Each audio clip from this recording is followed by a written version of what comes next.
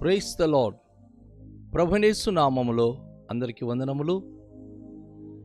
యేసయ్య మాటను ఈ కార్యక్రమాన్ని వీక్షించడానికి ప్రేమతో మిమ్మల్ని ఆహ్వానిస్తున్నాం. ఈ దినము అపోస్తలుడైన పౌలు కొరింథీయులకు రాసిన మొదటి పత్రిక 7వ అధ్యాయము మొదటి 7 వచనాలను ధ్యానించుకుందాం. మీరు రాసిన వాటి విషయము స్త్రీని ముట్టుకునుట పురుషునికి మేలు, అయినను జారత్వము జరుగుచున్నదని ప్రతి వానికి సొంత భార్య ఉండవలెను, ప్రతి స్త్రీకి సొంత భర్త ఉండవలెను. భర్త భార్యకును అలాగుననే భార్య భర్తకును వారి వారి ధర్మములు నడుపవలెను. భర్తకే గాని భార్యకు తన దేహం పైన అధికారము లేదు, అలాగుననే భార్యకే గాని భర్తకు తన దేహం పైన అధికారము లేదు. ప్రార్థన చేయుటకు మీకు నవకాశము కలుగునట్లు కొంతకాలం వరకు ఉభయుల సమ్మతి చొప్పుననే తప్ప ఒకరికొకరు ఎడబాయకూడి మీరు మనస్సు నిలుపలేకపోయినప్పుడు సాతాను మిమ్మను శోధింపకున్నట్లు తిరిగి కలుసుకొనుడి. ఇది నా హితోపదేశమే గాని ఆజ్ఞ కాదు. మనుషులందరూ నా వలె ఉండగోరుచున్నాను. అయినను ఒకడు ఒక విధమునను మరొకడు మరొక విధమునను, ప్రతి మనుషుడు తనకున్న కృపావరములు దేవుని వలన పొంది ఉన్నాడు. ప్రభునందు ప్రియమైన వాళ్ళారా, ఇక్కడ అపోస్తలుడైన పౌలు కొరింథీ సంఘం నుంచి ఒక లేఖ ఆయనకి అందింది. ఒక విషయము వారు చెప్పారు. అంటే పరిచర్య ప్రారంభంలో అనేక స్థలములో చాలామంది యవన బిడ్డలు నాకును ఈ ప్రశ్న వేసి ఉన్నారు. ఒకప్పుడు ఎంత వారు కమిట్మెంట్తో ఉండేవాళ్ళంటే భార్యాభర్తలు కలుసుకున్నటువంటి గదిలో బైబిల్ కూడా ఉంచకూడదు అని నాకు ప్రశ్నలు అడిగినటువంటి రోజులు లేకపోలేదు.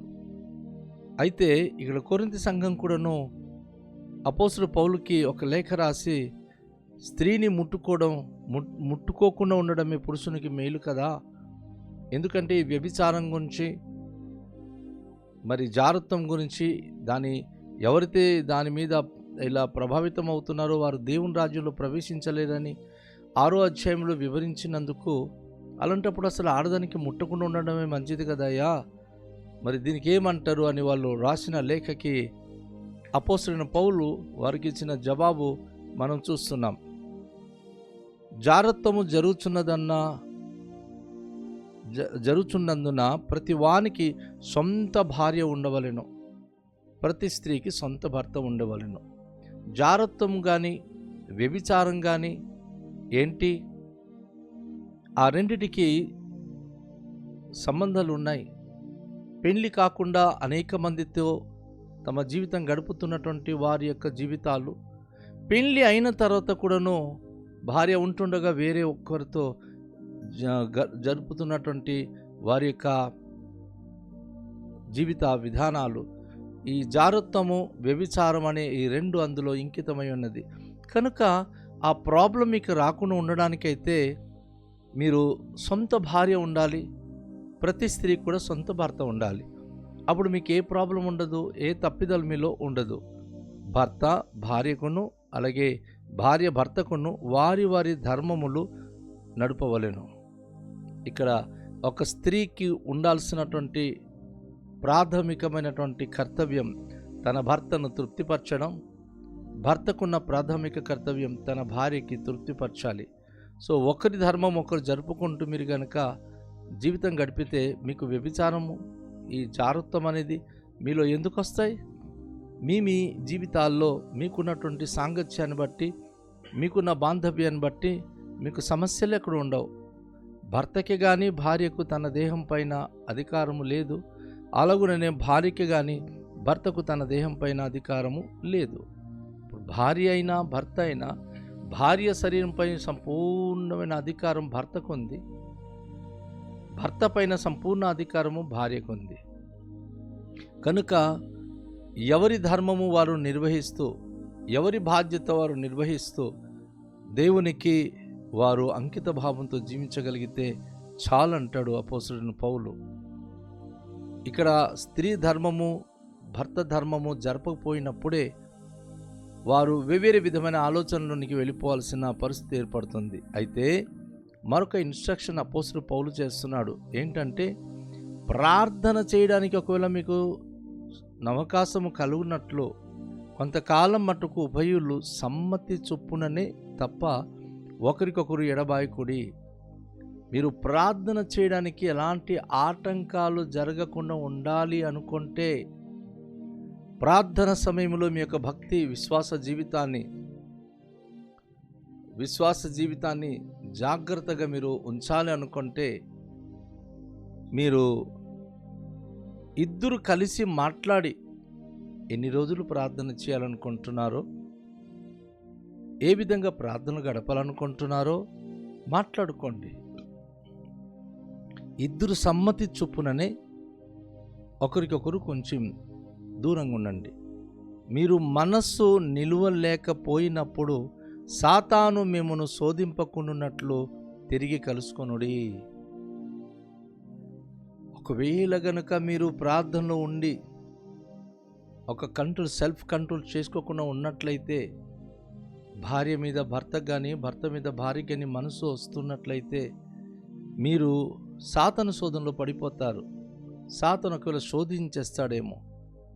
భర్త కానీ భార్య కానీ తప్పుడు తలంపులోనికి వెళ్ళిపోకున్నట్లుగా మీరు మీ మనసు నిలుపుకోకపోయినప్పుడు కలుసుకోండి, ఏం పర్వాలేదు. ఎందుకంటే ఇది దేవుడు తయారు చేసిందండి. భార్య భర్తల ధర్మాన్ని జరపడానికి దేవుడు తయారు చేసింది. అది ఒక పవిత్రమైన నియమం. అది దాని ద్వారా వారి ఇరువురు ఎడబాటు కాకుండా ఏక శరీరమై ఏకమై జీవించాలని ఆదికాండము 2వ అధ్యాయంలో ఆయన తెలియజేశాడు. సాటిన జీవిత భాగస్వామి తయారు చేసి తల్లి తండ్రికి దూరంగా మీరు ఏకమై జీవిస్తారని. కనుక అది పాపముగా ఎంచబడదు. భార్యకు తప్ప భర్తకు తప్ప వేరే వాళ్ళతో కలిసినప్పుడే అది పాపంకు పరిగణింపబడుతుంది. కానీ భార్య భర్తలే కనుక కలిసినప్పుడు అది పాపంగా ఎంచబడదు. ఇది నా హితోపదేశమే కానీ ఆజ్ఞ కాదు అంటున్నాడు అపోస్తలుడు పౌలు. ఇది కేవలం నేను మీకు మంచి ఉండడానికి, మీరు దేవుని దృష్టిలో పరిశుద్ధులుగా జీవించడానికి ఇది నేను మీకు చెప్తున్నాను. కానీ మరి మీకు ఎలాంటి ఉపదేశం చేయట్లేదు. ఆజ్ఞ కాదు అది నాది, కానీ ఉపదేశం మాత్రమే అని చెప్తూ ఆయన ఆ వచనంలో మరొక మాట తెలియజేశాడు. మనుషులందరూ నా వలె ఉండాలని కోరుచున్నాను. యాక్చువల్లీ ఈ వాక్య ప్రకారంగా ఆలోచిస్తే అపోస్తలుడు పౌలు పెళ్లి చేసుకోలేదు. అపోస్తలుడైన పౌలు తను వివాహం చేసుకోకుండా బ్రహ్మచారిగా ఉండిపోయాడు. ఆయన దేవుని కొరకు ఆయన జీవితాన్ని సమర్పించుకున్నాడు. అయితే ఆయన ఆశయాలు ఏంటంటే, మనుషులందరూ నాలాగా ఉండాలని నేను కోరుకుంటున్నాను. కానీ అది సాధ్యం కాదు కదా. అందరూ అపోస్తలుడు పౌలులాగా ఉండిపోలేరు కదా. ప్రతి ఒక్కరికి సొంత భార్య కావాలి, ప్రతి భార్యకి సొంత భర్త కావాలి. సో అందులో ఎలాంటి సందేహము లేదు. కనుక దేవుని యొక్క వాక్యంలో మనం చూస్తున్నప్పుడు అపోస్తలుడు పౌలు అంటున్నాడు, ఆయనను ఒకడొక విధంగా మరియు మరొకడు విధంగా ప్రతి మనుషుడు తనకున్న కృపావరమును దేవుని వలన పొంది ఉన్నాడు. దేవుని యొక్క వాక్యం ద్వారా మనం చూస్తున్నప్పుడు ప్రతి వ్యక్తికి దేవుడు కృపావరం అనుగ్రహించున్నాడు. ఎవరు ఏ స్థితిలో ఉండి దేవుని పని చేయాలో, ఎవరు ఏ స్థితిలో ఉండి దేవుని సేవలో ముందుకు సాగాలో ఆ స్థితిలోనే, ఆ పద్ధతిలోనే చేయాలి. హానోకు భార్య బిడ్డలు కలిగిన వాడు కూడా దేవునితో నడిచాడు. ఏలియా భార్య బిడ్డలు ఏమీ లేకుండా దేవునితో నడిచి దేవుని రాజ్యానికి చేరుకున్నాడు. ఒక్కొక్కరు ఒక్కొక్క విధంగా ఉండడానికి దేవుడు పిలిచాడు. దావీదు కుటుంబము కలిగి ఉన్నాడు, భార్య బిడ్డలు కలిగి ఉన్నాడు. కానీ దేవుడు హృదయానుసారుడుగా జీవించాడు. ఒక్కొక్కరికి దేవుడు ఇచ్చిన అనుగ్రహము, దేవుని యొక్క కృపావరము ఏ రీతిగా ఇవ్వబడుతుందో ఆ రీతిగానే దేవునితో మనం ఆ అనుభూతి కలిగి ఉండాలి. మన ఇష్టాన్ని బట్టి కాదు, నేను ఇలా ఉంటా అలా ఉంటానని కాదు. దేవుడు ఎవరిని ఏ విధంగా ఉండడానికి ఆయన ఆహ్వానించాడో. ఇప్పుడు కొంతమంది సేవకులు ఉన్నారు, వారు వివాహము నిషేధిస్తున్నారు, దేవుని కొరకు వారు అంకితమై జీవిస్తున్నారు. అది దేవునికి ఒక కృప. కొంతమంది వివాహం చేసుకొని చక్కని కుమారులు కుమార్తెలు కలిగి ఆ బిడ్డలను కూడా దేవుని భయభక్తులు పెంచుతున్నారు. అది దేవునికి ఒక కృప. సో ప్రతి ఒక్కరూ దేవుడు వారికి ఇచ్చిన కృపావరము చొప్పుననే దేవుళ్ళ పొంది ఉన్నటువంటి ఆ కృపా వరం పొందినని బట్టి వారు దేవుని యొక్క పరిచయలో ముందుకు సాగిపోవాలని దేవుని యొక్క వాక్యం ఈరోజు మనకు నేర్పిస్తుంది. ఇది మనిషి తన ఇష్టాన్ని బట్టి అయ్యేది కాదు, కానీ దేవునికి కృప. ఎవరు ఏ విధముగా ఉండాలి, ఎవరు ఏ విధంగా తన సేవ చేయాలి, అది ఆయన వారి పట్ల కలిగి ఉన్నటువంటి సంకల్పం బట్టి ప్రతి బిడ్డలు ఆ అనుభూతిలోనికి సేవ చేస్తూ ఉన్నారు. దేవుని సేవకులైన మన జీవితాల్లో, దేవుని బిడ్డలైన మన జీవితాల్లో ఏ రీతిగా ఈరోజు ఉండడానికి దేవుడు మనల్ని పిలిచాడో ఆ రీతిగా మనం ఉండడానికి, దేవుని సేవలో మనం ముందు సాగడానికి సంసిద్ధత కలిగి ఉండాలని దేవుని సేవకుడిగా నేను మీకు తెలియజేస్తున్నాను. ఎట్టి పరిస్థితుల్లో ప్రతి కుటుంబము పరిశుద్ధంగా ఉండాలి. అది దేవుడు పరిశుద్ధుడు గనుక నువ్వు వివాహము చేసుకొని ఉన్నా, వివాహము చేసుకోకపోయి ఉన్నా, ప్రతి ఒక్కరూ తమ దేహము అపవిత్రతకు కాకుండా పరిశుద్ధమైన దేవునికి అంకితమై పరిశుద్ధంగా ఉండడమే దేవుని చిత్తము. మనం పరిశుద్ధులుగా ఉండడమే దేవునికి ఉన్నటువంటి ఆశయాలు కనుక ఆ అనుభూతి మనం కలిగి ఉండాలని దేవుని యొక్క వాక్యం మనకు హెచ్చరిక చేస్తుంది. కనుక ఆయన చెప్పినట్లుగా ఆ హెచ్చరిక ప్రకారంగా మనం జీవించడానికి రండి, మనల్ని మనం సమర్పించుకొని దేవునిలో మనం ప్రార్థన చేద్దాం. దేవుని యొక్క కృపగల హస్తానికి అంకితం చేసుకుందాం. దయగల తండ్రి, మీ యొక్క కృప మా పైన ఉన్న విధంగా మేము మీ యొక్క ప్రభువైన నామానికి మహిమకరంగా మీ పరిచయలో జీవించడానికి మాకటి భాగ్యము దయచేయండి. మీ యొక్క కృప హస్తము మాకు తోడుగానివ్వండి. ఈ దినం మాతో మాట్లాడిన ప్రతి మాటలను మేము అర్థం చేసుకొని, మీ కృప లేనిదే మేమేం చేయలేము, మా ఎడల మీకున్నటువంటి తలంపులు బట్టి మీ కృపను బట్టి సమస్తము చేయగలిగే సామర్థ్యత అనుగ్రహించుమని యేసు నామములో ప్రార్థిస్తున్నాము తండ్రి. ఆమేన్. అందరికీ షాలోం. ప్రభు మనల్ని దీవించునుగాక.